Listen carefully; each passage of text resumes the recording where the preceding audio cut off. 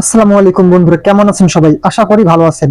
আজকের এই ভিডিওতে আমি আপনাদেরকে দেখিয়ে দিচ্ছি কিভাবে আপনারা আপনাদের পুরাতন ফোনটিকে নতুনের মতো সুপারফাস্ট করবেন এবং আপনার ফোনের মধ্যে এমন কিছু হিডেন ফাইলস আছে, ওই হিডেন ফাইলস গুলোর কারণে আপনার ফোনটি হ্যাং হয়, স্লো হয়, আপনি নিজেই জানেন না।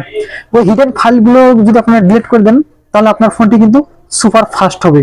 আমি আরো কিছু সেটিংস দেখিয়ে দিব, ওই সেটিংস গুলো যদি আপনি করে রাখেন আপনার ফোনটি একবার নতুনের মতো আকর্ষণীয় হবে, আগের মতো সুপার ফাস্ট কাজ করবে। তো চলুন দেরি না করে আমরা মূল ভিডিওতে চলে যাই। তো আপনাদের কাছে রিকোয়েস্ট থাকবে, আমাদের এই চ্যানেলে যদি নতুন হয়ে থাকেন অবশ্যই আমাদের এই চ্যানেলটিকে সাবস্ক্রাইব করে বেল আইকনটি বাজিয়ে দিন। চলুন আমরা মূল কাজে চলে যাই। তো প্রথমে আমরা চলে যাবো আমাদের ফোনের যে ফাইল ম্যানেজার আছে, প্রত্যেকের মোবাইলে কিন্তু এরকম একটি ফাইল ম্যানেজার আছে। তো ফাইল ম্যানেজারের উপরে আমরা ক্লিক করে দিব। তো ক্লিক করার পরে আমরা এখানে দেখবো এখানে তিনটা থ্রি লাইন আছে, থ্রি লাইনের উপরে আমরা ক্লিক করে দেব। তো এখানে ক্লিক করে দেওয়ার পরে নিচে অপশন একটা আছে সেটিংস নামে, সেটিংস এর উপরে ক্লিক করে দেব। ওকে, এখানে ক্লিক করার পরে এখানে আমরা দেখবো যে শো হিডেন ফাইল, এটা এরকম সবুজ বাতি জ্বলবে। এটা যদি এরকম বন্ধ থাকে তাহলে এটাকে সবুজ বাতি জ্বালিয়ে দিবেন। ওকে, তো এখন আমাদের হিডেন ফাইলটি কিন্তু আমরা দেখতে পারবো, সেজন্য এখান থেকে আমরা বেরিয়ে আসবো। বেরিয়ে আসার পরে এখানে দেখবো একটি ফাইলের আইকন আছে, এই ফাইলের আইকনে ক্লিক করে দেব। ফাইলের আইকনে ক্লিক করার পর এখানে একটু নিচে স্ক্রল করব, এখানে দেখবো পিকচার নামে একটা অপশন আছে আমাদের ফোল্ডারে। এখানে দেখুন এই যে পিকচার নামে যে অপশনটা আছে এখানে আমরা ক্লিক করে দেব। ক্লিক করে দেওয়ার পরে এখানে দেখতে পারবো আমরা থাম্বনেল নামে একটা অপশন আছে, এই থাম্বনেলের উপরে ক্লিক করে দেব।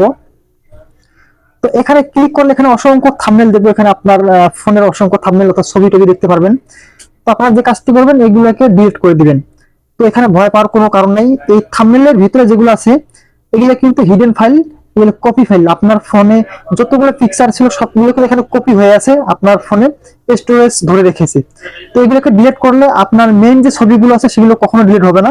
তো এগুলো আপনারা সবগুলো ডিলিট করে দিবেন। তো আমি ডিলিট অলে ক্লিক করে দিলাম। এখানে আমার 4330 আইটেম আমার থাম্বনেল আছে, এইগুলো আমার জায়গাটাকে ধরে রেখেছে। তো এগুলোকে আমি এখন ডিলিট করে দেবো। তো এগুলো ডিলিট করার জন্য একটু সময় লাগবে। ওকে, আমাদের এগুলো ডিলিট হয়ে গেছে। এখন এখান থেকে আমরা বেরিয়ে আসবো। বেরিয়ে আসার পরে এখানে এখন দেখবো আমরা মুভি নামে একটা অপশন আছে, মুভির উপরে ক্লিক করে দেবো। ওকে, এখান থেকে আমরা মুভিতে যাব। মুভি মুভি এই তো এই যে মুভিস যে অপশন আছে এখানে আমরা ক্লিক করে দেবো। ক্লিক করার পরে এখানে সেম এই যে থাম্বনেল লেখা আছে এখানে ক্লিক করে দিবেন। সেম এভাবে এখান থেকে এগুলোকে আপনারা ডিলিট করে দিবেন। ওকে, আমি ডিলিট করে দিলাম। ওকে, ডিলিট হয়ে গেছে। এখান থেকে এখন বেরিয়ে আসবেন। তো এখান থেকে বেরিয়ে আসার পরে এখন আপনারা যে কাজটি করবেন, এখানে আরো একটি কাজ আছে, আপনি নিচে একটু যাবো আমরা, তাহলে কাজটি দেখতে পারবো।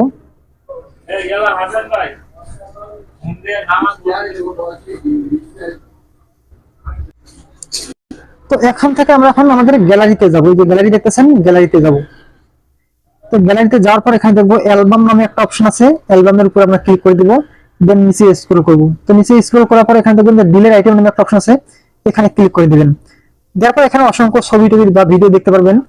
এখানে হচ্ছে আপনার মেমোরি থেকে বা গ্যালারি থেকে যে সমস্ত ফাইল বা ভিডিও ডিলিট করে দেন এগুলো এখানে এসে জমা হয়ে থাকে।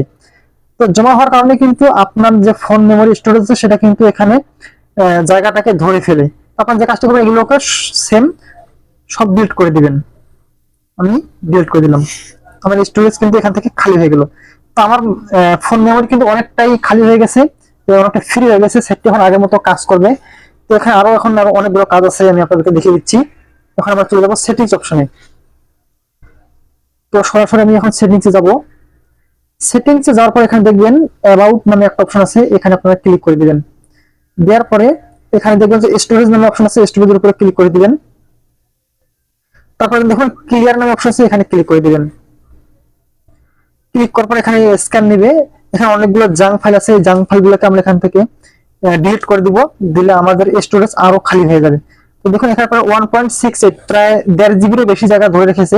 আমাদের জাঙ্ক ফাইলগুলো ক্লিন করার পরে এখান থেকে আমরা বেরিয়ে আসব। বেরিয়ে আসার পরে এখন আমরা যে কাজটি করব, এখান থেকে নিচে স্ক্রল করব। নিচে স্ক্রল করার পর এখানে দেখবো অ্যাপস নামে একটা অপশন আছে, প্রত্যেকের ফোনে কিন্তু অ্যাপস নামে যে অপশন আছে এখানে ক্লিক করে দিবেন আপনারা। ক্লিক করার পর এখানে ম্যানেজ অপশন এখানে ক্লিক করে দিবেন। এখানে ক্লিক করার পরে এখানে দেখুন লেখা আছে সর্টিং বাই অ্যাপ নেম, এখানে আপনারা ক্লিক করবেন। ক্লিক করার পর স্টোরেজ ইউজড 3 নাম্বার এখানে আপনারা ক্লিক করবেন। ক্লিক করলে এখানে দেখতে পারবেন আপনার কোন অ্যাপসটা কত এমবি ধরে রেখেছে। যেমন গ্যালারি 3 জিবি ধরে রেখেছে, ক্রোম ব্রাউজার 1.5 জিবি ধরে রেখেছে, ক্যাপকাট 1.5 জিবি ধরে রেখেছে। তো এরকম ভাবে যে অ্যাপস গুলো বেশি বেশি এমবি ধরে রেখেছে ওই অ্যাপস গুলোর উপরে ক্লিক করে দিবেন। ক্লিক করার পর এখানে লেখা আছে ক্লিয়ার ডাটা, নিচে দেখুন এখানে আপনারা ক্লিক করে দিবেন। ক্লিক করার পর এখানে ওকেতে ক্লিক করে দিবেন। ক্লিক করার সাথে সাথে কিন্তু আপনার যে অ্যাপস যে জায়গা ধরে রেখেছে সেই জায়গাটা সে রিমুভ করে দিবে। এখন দেখুন আমার 1.5 জিবি থেকে 500 এমবিতে চলে এসেছে। তো এরকম ভাবে কিন্তু আপনার ফোন মেমোরিটাকে অ্যাপস গুলো ধরে রাখার কারণে কিন্তু আপনার ফোনটি হ্যাং হয়, স্লো হয়, কাজ করতে চায় না। তো আপনারা এই কাজগুলো করে রাখবেন। এই কাজগুলো করলে আপনার ফোনটি 100% আপনি যতদিন ইউজ করেন না কেন কখনো স্লো হবে না, হ্যাং হবে না, কিংবা কোনো রকম সমস্যা হবে না। তো এরকম ইম্পর্টেন্ট ভিডিও পেতে আমি আবারও বলতেছি আমাদের এই ইউটিউব চ্যানেলটিকে সাবস্ক্রাইব করবেন এবং ফেসবুক থেকে দেখলে অবশ্যই পেজটিকে ফলো দিয়ে রাখবেন। আজকের মতো বিদায় নিচ্ছি। আল্লাহ হাফেজ।